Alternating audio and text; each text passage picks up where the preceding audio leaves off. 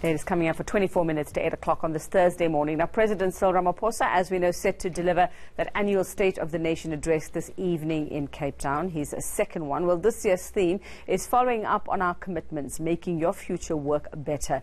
The address affords the President an opportunity to speak to the nation about the general state of the country. It also allows for reflection on a wide range of political, economic and social issues. Now, my colleague Tulasizwe Similane is at Parliament for us already at this early hour this morning. Morning to us once again. Now, I suppose, yes, we know what the expectations are. We know what the public, what South Africans will want to hear. But we're not expecting that the opposition is going to give Cyril Ramaphosa a very easy go at the State of the Nation, are we?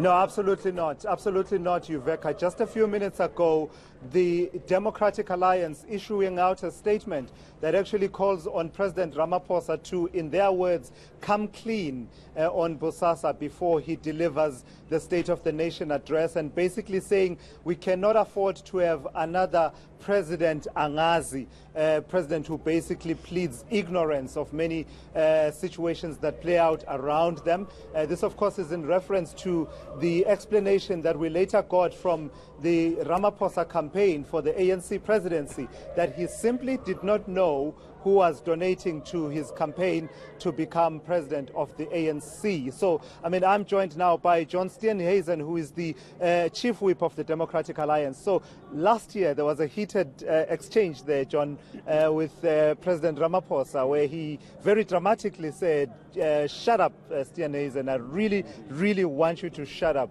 Well, will you? And let him speak.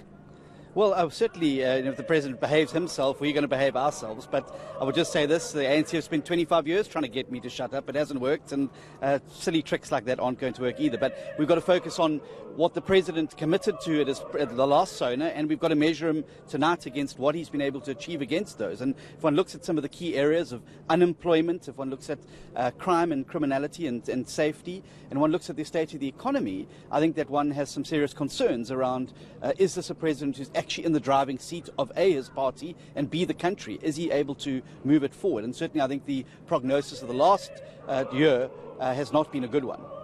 But surely you will accept that it's a bit like steering a ship. You didn't really expect that we would be speaking a huge turnaround in economic figures in just the space of a year, did you? Yes, of course, because that's what the President committed himself to. So he committed to creating hundreds of thousands of new jobs. The truth of the matter is, in the last year, unemployment went up. They expanded unemployment from 49 to over 50% now. Youth unemployment, we lost 25,000 jobs of young people aged between the age of 15 to 34 over the course of the last year of his presidency. It's very good. The President's very good at shifting sentiment and trying to make people feel good. The truth of the matter is, we're not getting to grips with the fundamental problems with the South African economy and with the problems within the ANC itself. You've mentioned Bosasa. I think it's going to be the big spectre looming large in the room tonight. Bosasa, the President's going to have to deal with it in some way.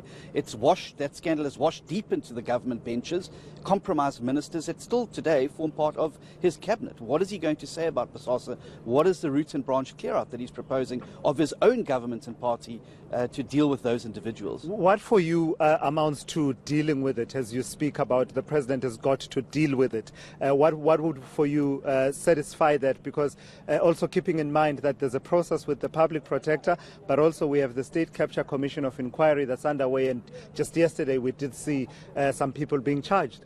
Well, sorry, those charges yesterday are almost 10 years old. So if you're talking about the wheels of justice turning slowly, I certainly hope we're not going to be waiting another 10 years to find those exposed at the Zondo Commission going to jail and being arrested. But what you have to do is to root out your own house first. You cannot have a cabinet with Nomvula Mokonyane, Batibile Dlamini sitting around the same cabinet table as you and then say you're committed to clean and accountable government. Both of them have mismanaged their departments. They've now been, exposed in the whole issue around Bosasa, including Mr. Gwede Mantashe, Minister of Minerals and Energy. You can't say you're cleaning up and cleaning out and have compromised individuals like that sitting around the cabinet table still. The President's got to show commitment to clean and accountable government, and they serve at his pleasure. He should sack them. So just a final one then on what we can expect tonight. I know you to be a stickler for the rules of Parliament. Where are we in the space in as far as if there's an opposition